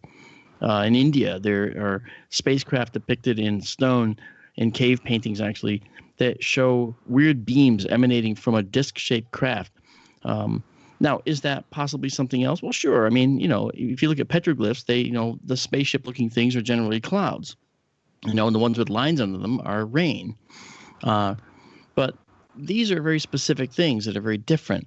I did a talk in Denver one year where I let loose the thing that I found, and that was that throughout all these disparate cultures that never talk to each other, there's one thing that is between them all that's common, and that is their deities are displayed with helmets or halos.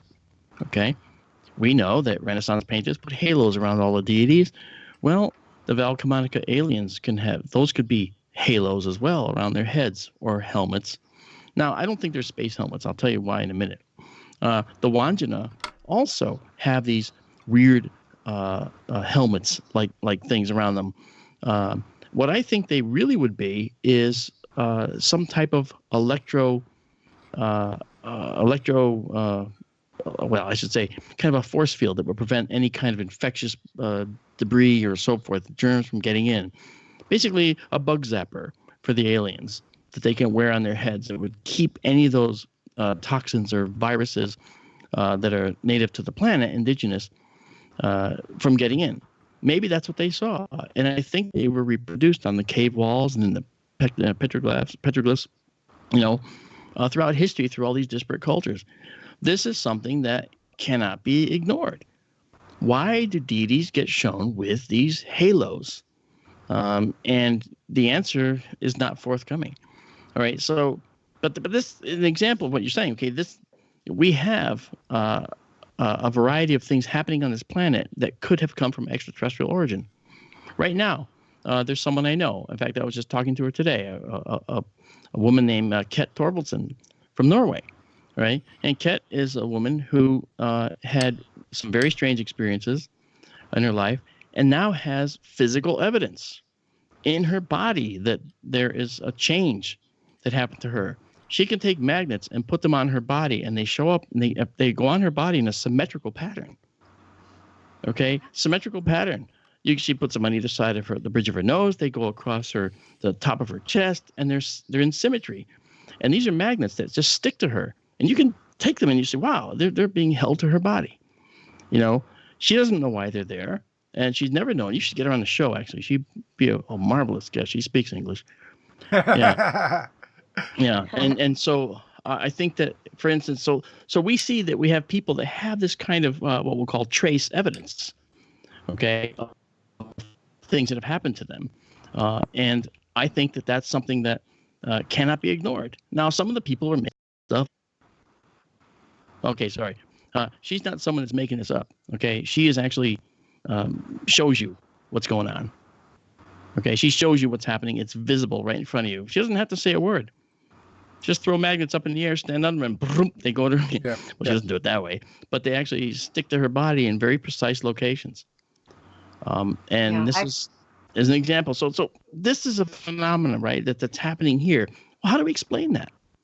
How do we explain that? You know, I mean, is this something she was born with? Or does she have iron deposits throughout her body in strange locations or something? Who knows? But we'll have to get her on and ask her directly. But she's also got the alien contact as well to go along with this, she's saying.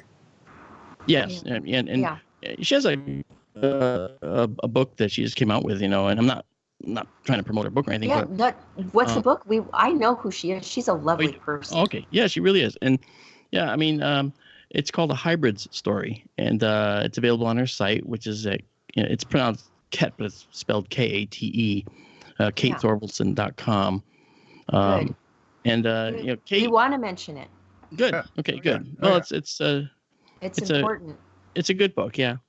And I think that when I'm talking about this for a reason, and that is that these types of experiences, these types of actual tangible processes that might be undertaken by alien beings on people here on the planet, they're all questionable because they're always so subjective.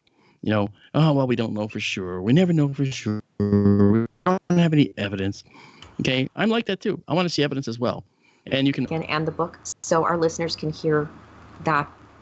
Yeah. It's a KateThorvaldsen.com. Right. It's KateThorvaldsen.com.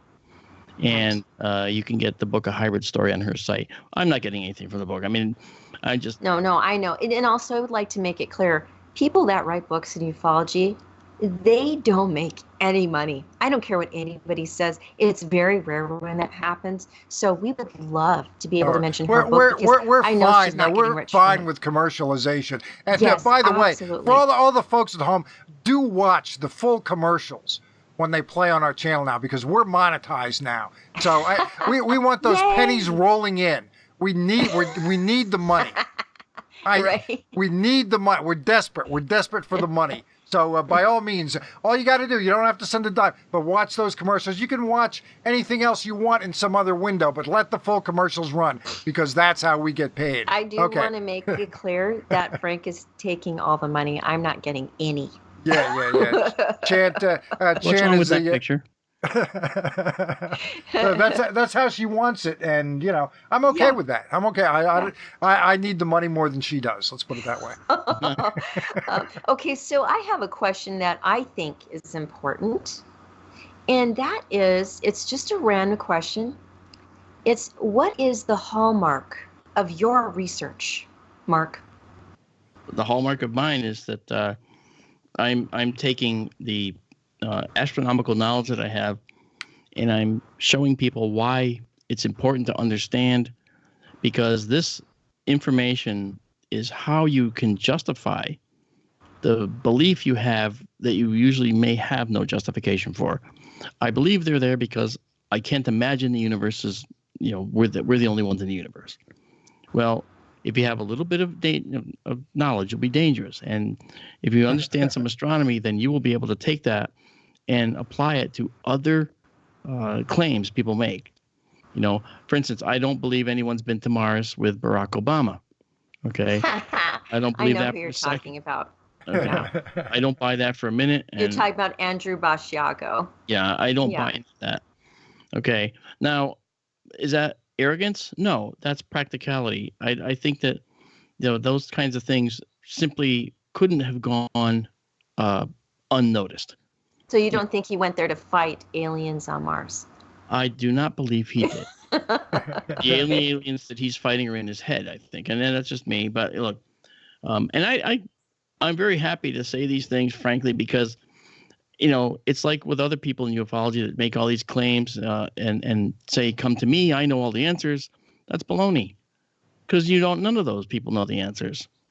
No one knows the answers, and I don't think we can just say we know the answers and then charge a large dollar amount to know the answer and then get some kind of an answer that isn't enough, and that's all we get from these guys. So we'll just forget about the Pegasus project then. Anyway, I was going to ask you, what is your takeaway regarding the topic of science combined with ufology and other phenomena? I'm going to ask that again.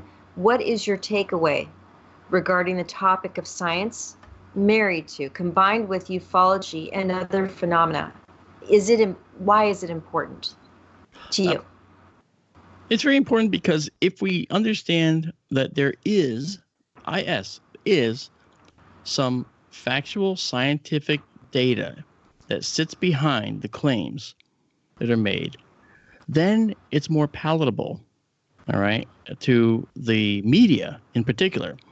Now, the media is the biggest enemy to ufology there is. It's not the government. It's the media, okay? And Richard Dolan's a good friend of mine, but I can tell you that he might have a slightly different opinion about it. But I do believe that the media is one of the biggest enemies because the media wants to sensationalize and sell ratings and get ratings and stuff. And so they will, at a conference, that's a serious conference on ufology, they will go and take photographs of the green blow-up alien that someone's got at a vendor table and make that the centerpiece of their story. Okay, so if you have a scientific background and you use science to show why aliens from another planet elsewhere in the universe could very well be here, and you provide a methodology by which they could travel here in an interstellar manner, well, then the media says, "Oh, what? I don't understand. I don't get it. But I guess he should. I guess that's right." And then they get consultants in and other people that say, "Well, yeah. I mean, there is a bunch of string theory possibilities, and there's the Alcubierre drive for going shorter distances, interstellar wise. We're in fact have paid researchers doing that right now, working on that. So the fact that these things are out there will legitimize ufology in a way that's never before been done. And so the science is very important. You have to go hand in hand with the science. And if the science says it can't be done, well, then that's based on our science we know now. But truly, there are things that cannot. We're having a little bit of trouble with the sound here. It probably is just about a good enough time to wrap up. But I do want to run before we get out of here. I do want to run something by you. This came actually from a conversation regarding somebody that you hold in high regard, Carl Sagan and Kip Thorne, where he said it's not only important to think about what could be possible by an advanced ET civilization, or maybe us, a few thousand years down the road. But it's also important to think about what would never be possible, regardless of how advanced it became. And I think that was a really good point.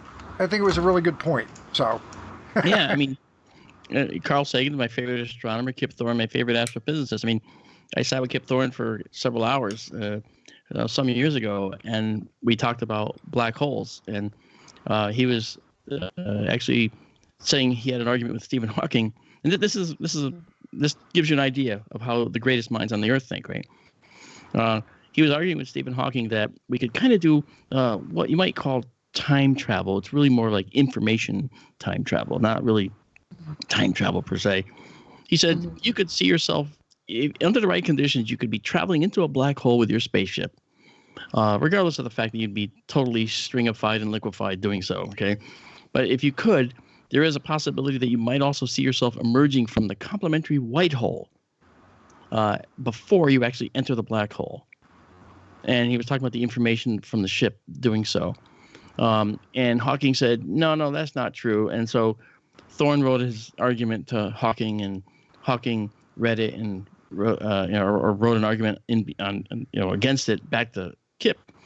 And they read each other's arguments, and Kip said, "Oh, you're right, Stephen. You can't do it." And Hawking said, "Actually, you're right, Kip. You can."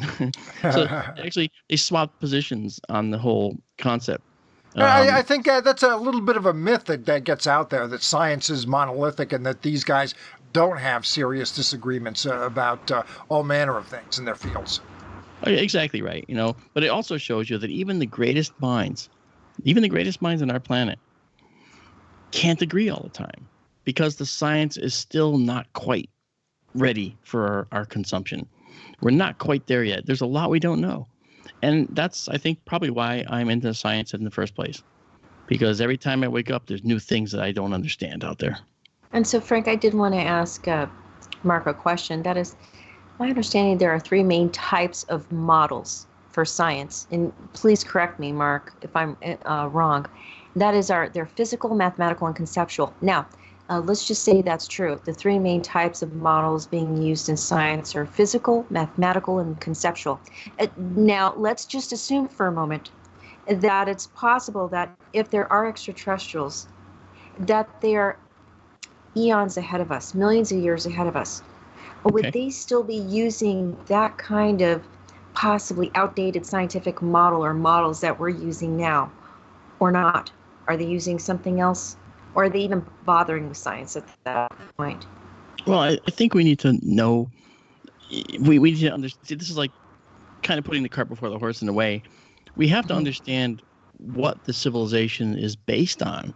How did it come about? We have to know a lot about the civilization before we can make that decision. For instance, we can't impose our morality on a visiting aliens race, because we are preservers of life in general. We like to preserve life. If you see a little puppy on the road about to get hit by a car, you will probably risk your life to save it. Okay, that's a decision you make because you want to help protect life that seems like it's less capable of protecting itself. Okay, would an alien race necessarily feel that way? Not necessarily. It might not even enter the mind of such a race of beings.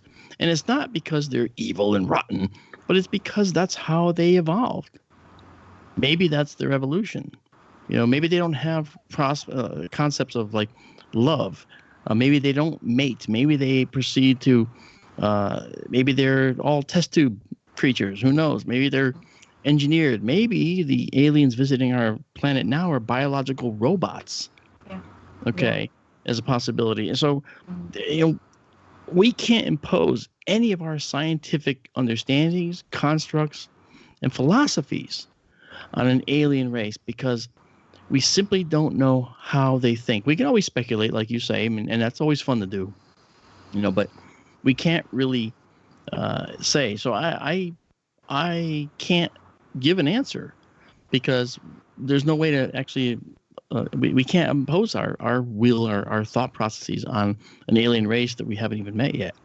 Okay. Well, you had talked earlier about various animals on Earth and how certain behaviors are common, and then the high-powered jets go off and then they're gone. So we do see a little bit of that chase game in the UFO behavior. Have you noticed that sort of thing yourself, Mark? Yeah, I mean, in the Nimitz encounter and the whole ATIP program, and Alejandro's excellent resource on talking about these things as well. You see what seems to be a chase type mentality being undertaken by the UFO in one case. There was a person who was flying one of the F-18 Hornets, I think, and she noticed the water churning down below, and then this thing shot away back to where they were supposed to be earlier, and or where they were going to, and it seemed like it was playing kind of a game with them. So, and I could have some of those facts wrong because. That's about right. Now, that includes a lot of other cases too. Sure. So it's possible that that's being done, and you have to ask, like, okay, what's the reason? Well, is it the same reason we throw a dog a bone and say fetch? Is that what's going on? I mean, are we seen at that level? I can tell you this. I'll say this right now. When people say that we're just ants to an alien civilization, I don't believe that. I don't believe that. Can ants kill you? No. Okay. If you step on an anthill, are the ants going to reach out and shoot you and hurt you with the possibility of destroying your ship? No, not at all. However, there's some ants that are very dangerous. Okay. But let's be clear. You can run away from them. Right. Aliens are going to view the people of the earth as something to be dealt with with caution. All right. And they're going to be very careful about it. If you were coming here, you would not put yourself down on the White House lawn and say, I am here. You would surreptitiously look at us and try and size us up. You would hide in the oceans because we're not there. We're not down in the oceans. All right. If I ask you right now, how many submarines do we own that are down in the Mariana Trench? Absolutely none. Okay. We have a few that have gone down there for a brief period of time. Right. And Jim Cameron actually brought one down there. Okay. But the fact is, we're not there. We don't exist down there. There's places on our world where they hide. And if they can go interstellar and worry about the vacuum of space, well, then they could probably manage these deep ocean locations as well and go down there through the medium of the water and hide from us that way. So when you look at for instance, the number of USO reports around the world, the Russians had lots of them. Okay, Americans have lots of them. There's programs in place to study them. That's not for nothing. That's because they're happening. Okay, the Navy has just come out and said, hey, maybe UFOs are something we have to deal with. And we're going to, maybe not all the time, but frequently enough that it merits attention. Hey, I think that's great. I want to see this happen. I want to see disclosure. But, I think that our planet is only so big, and any visiting species would have seen the oxygen in our atmosphere and said, hey, there's life there. Because otherwise the oxygen wouldn't be in the air. It's being replenished by something, and that something is life. Okay, I have one last question. That's it. You sure? But mine's a very different kind of question, Mark. It's very different. It's kind of self-defeatist way. Okay, so my question is this. Okay, let me preface it with a few things first. Ray Bradbury, who was an American author, yes, and screenwriter, and he wrote, I know you know these authors I'm about to say very well. He wrote fantasy, science fiction, horror, and mystery fiction. Okay, now he didn't really have to prove the atmospheres of the books or stories that he was writing. He was just more interested in bringing fantasy into the world of people so they could just think about it. He was a very creative writer. That was sort of his edge. Yeah. That was what he was known for. Now, moving on to Isaac Asimov, who wrote hard science fiction. That's a category of science fiction, and it's characterized by concern for scientific accuracy and logic. One other individual aside from Isaac Asimov was Arthur C. Clarke, who was also one of the most significant writers of hard science fiction. All three people, iconic folks, we already know who they are. Now, if you were to be a science fiction writer, would you be writing in a natural, creative manner, an intuitive way, like Ray Bradbury did, where he just put pen to paper and started writing? Or would you be like Isaac Asimov or Arthur C. Clarke or many of the other hard science fiction writers who had a great concern for proving the atmospheres regarding what they're talking about and writing in an extremely very strict and conservative scientific way? Which type of genre would you, or category of science fiction would you write? That's a very easy answer, and it's because you know who my friends are now. Doug Trumbull's one of my good friends, and Doug is one of those people that is a hard science fiction guy. He wouldn't do anything that wasn't actually plausible. And that's what I always was drawn to. So I've written science fiction. I've written many science fiction short stories. Okay, but the fact is, they all dealt with hard science. And if I didn't know the science, I wouldn't write it. I wouldn't speculate too far beyond capability. So, for instance, I had one story about a lone asteroid miner that would be out there in the middle of the solar system mining asteroids, and he had a robotic helper. Now, we didn't have any robots that are humanoid and can walk around and do stuff. But so I speculated that much ahead. That's all I did. He could go outside and not worry about the atmosphere blowing him apart and boiling his blood because he didn't have any. Okay, so I had this asteroid. I called him a belter, and he'd be out there mining asteroids, and he had these little adventures. He'd come to the asteroid Ceres, which is a dwarf planet, actually, and he'd bring his load over there, and get into arguments and controversies and so forth. Well, okay, so for me, I would be one of these guys that would want to see it plausible. I might speculate a little bit, but I would try to make the overall premise a plausible premise. So the technology of the ship would be plausible. The mission would be something plausible. So it would probably be that I bristle at not being able to put some type of meat behind a process that I might suggest could exist. I don't want to have some science behind it. And that's why nowadays, if I was to write more short stories, I might include UFOs that are actually doing the things that we see UFOs doing, because there's scientific basis now for how they behave.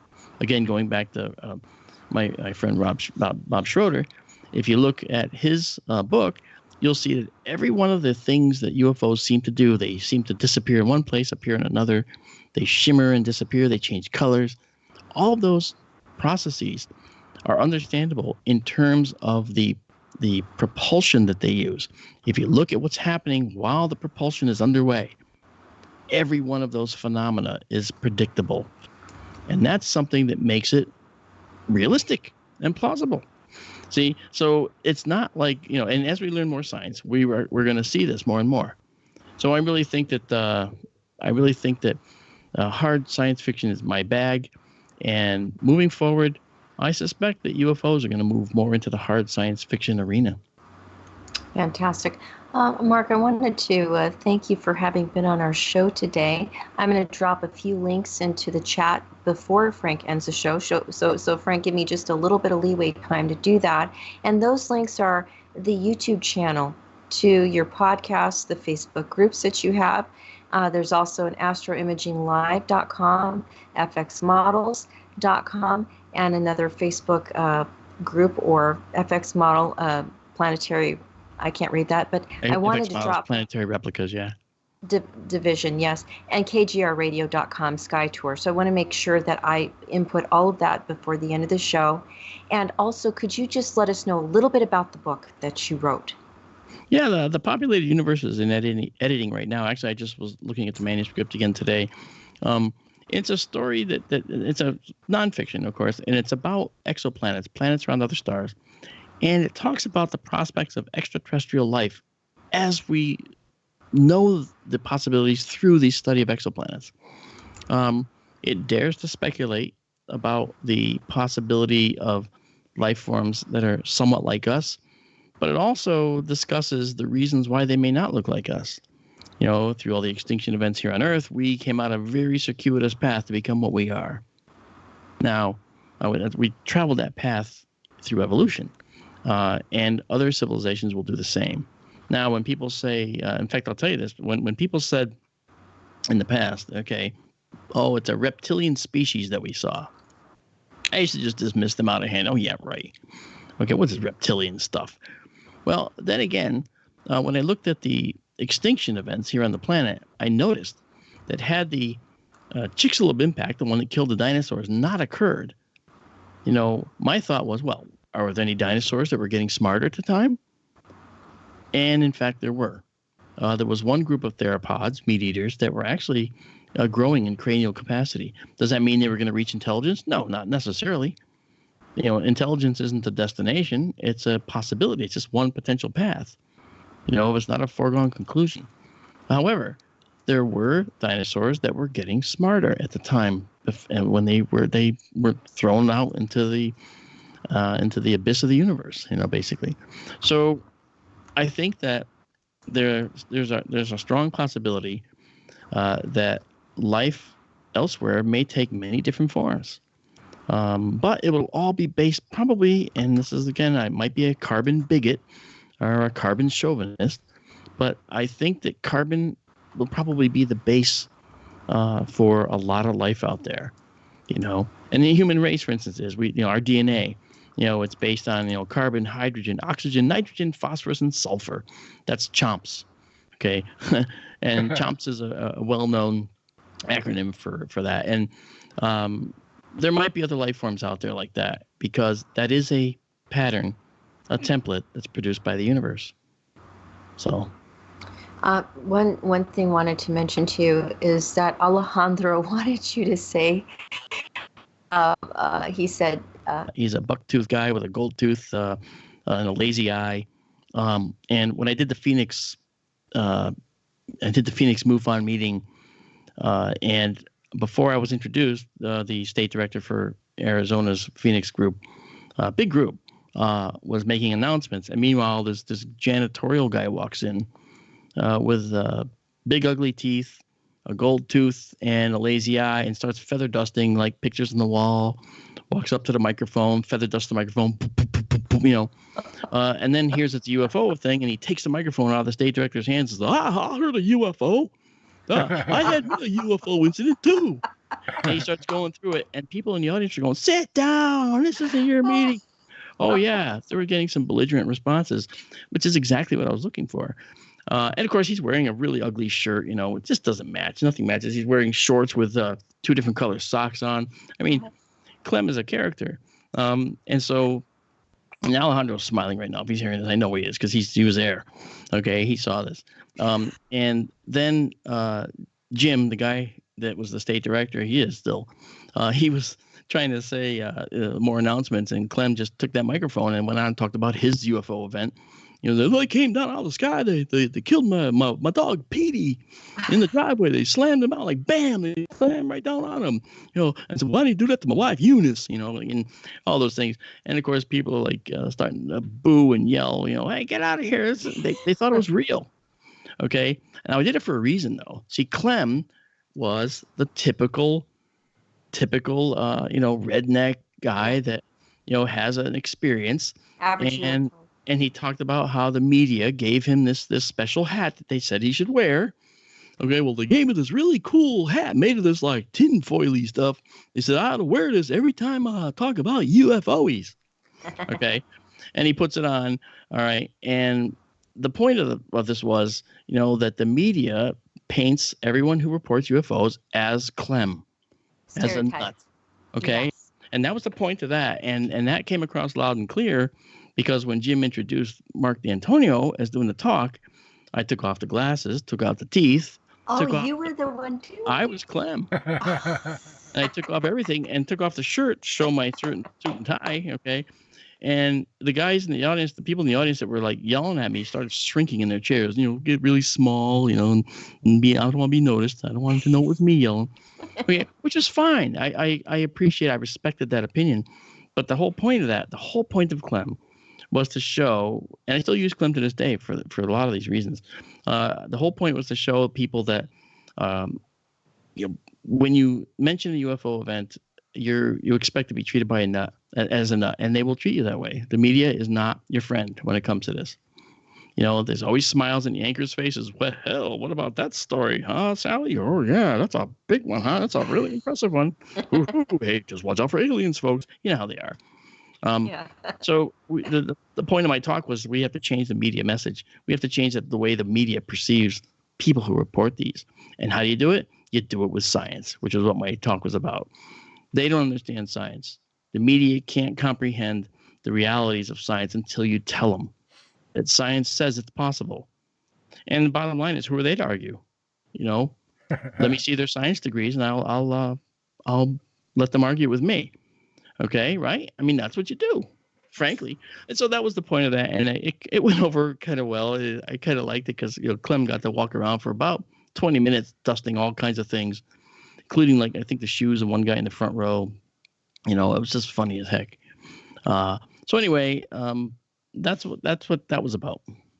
Well, I would like to thank you for all of your effort in the UFO community, and you do remind me of J. Allen Hynek, so I'm going to call you the J. Allen Hynek of ufology. And I am just so grateful that you came onto the show today. Yep. You spent so much thanks a lot, time. Mark. It was great. And we'd love to have you back on again. Will you please come back on our show? I'd be happy to. There's always something different to talk about. Okay. Always. Well, No, I really appreciate it. I want to thank your audience. You guys are great. I love your questions. We need to tell everybody to watch your KGR Radio SkyTour show. So can you please let them know where they watch it? On kgraradio.com, Sunday nights, 8 to 10. You can check in to SkyTour Radio. And my co-host, Amanda, and I will take you through a journey of astronomy, and we will talk about UFOs and other things that occur in the astronomical community. And we do this kind of with a little sense of humor. I guess you can figure out I'm kind of a funny guy. Yes.